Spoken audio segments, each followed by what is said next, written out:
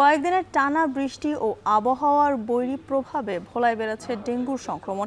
এ বিষয়ে আরও জানাতে ভোলার 250 শয্যা জেনারেল হাসপাতাল থেকে যুক্ত হচ্ছেন সহকর্মী ইমতিয়াজুর রহমান।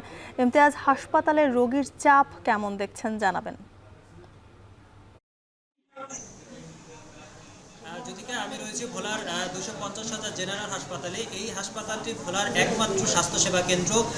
এই হাসপাতালে কিন্তু শিশুদের নিউমোনিয়ার পাশাপাশি সারা দেশের ন্যায় ডেঙ্গু রোগের প্রকোপও কিন্তু গত এক সপ্তাহ যাবৎ বৃদ্ধি পেয়েছে। এই ভোলার সদর হাসপাতালে ডেঙ্গুর জন্য 2টি ইউনিট খোলা হলেও কিন্তু রোগীর চাপ এতটাই বেশি, এতে করে মেঝেতে চিকিৎসা নেওয়ার চিত্র কিন্তু আমরা দেখতে পেয়েছি। এই মেঝেতে চিকিৎসা নিতে গিয়ে কিন্তু রোগীরা এবং রোগীর সহযোগীরা একরকম নাজেহাল অবস্থার সৃষ্টি হয়েছে বলে কিন্তু তারা বলছেন চিকিৎসা সেবা মান সঠিক থাকলেও কিন্তু স্থান সার্কুলার না থাকার কারণে বেড সংকটের কারণে তাদের একরকম মেঝেতে চিকিৎসা নিতে হচ্ছে, তারা একরকম নাজেহাল অবস্থা রয়েছে। অপরদিকে ভোলার যেই কর্তব্যরত চিকিৎসক রয়েছে তাদের সাথে কথা বলেছিলাম, তারা জানিয়েছেন গত এক সপ্তাহ যাবৎ বৈরী আবহাওয়া এবং টানা বৃষ্টির কারণে ভোলার যেই নর্দমার পানি বৃদ্ধি পেয়েছে, এতে করে এই ভোলায় কিন্তু ডেঙ্গুর প্রকোপও কিন্তু বৃদ্ধি পাওয়ার চিত্র কিন্তু আমরা দেখতে পেয়েছি। আমি এখন যেই ওয়ার্ডটিতে রয়েছি এখানে অধিকাংশই এটা পুরুষ ওয়ার্ড। এই পুরুষ ওয়ার্ডের পাশাপাশি কিন্তু মহিলা ওয়ার্ডেও কিন্তু অসংখ্য ডেঙ্গু রোগী রয়েছে। এই ডেঙ্গু রোগীদের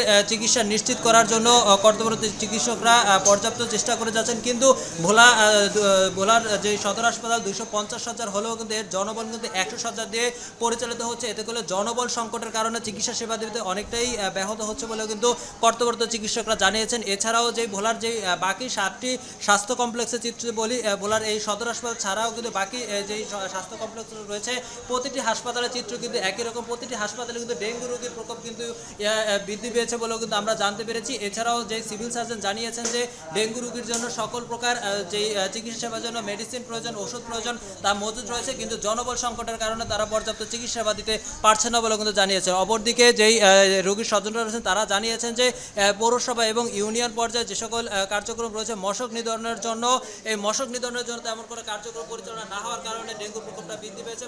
পৌরসভা এবং জেলা প্রশাসনের পক্ষ থেকে, উপজেলা প্রশাসনের পক্ষ থেকে মশক নিধনের কার্যক্রম পরিচালিত হলে ডেঙ্গুর প্রকোপ কিছুটা কমে আসবে বলে কিন্তু সদরটা জানিয়েছে। তো এই ছিল আমার কাছে বলার 250 শয্যা জেনারেল হাসপাতালের সর্বোচ্চ তথ্য।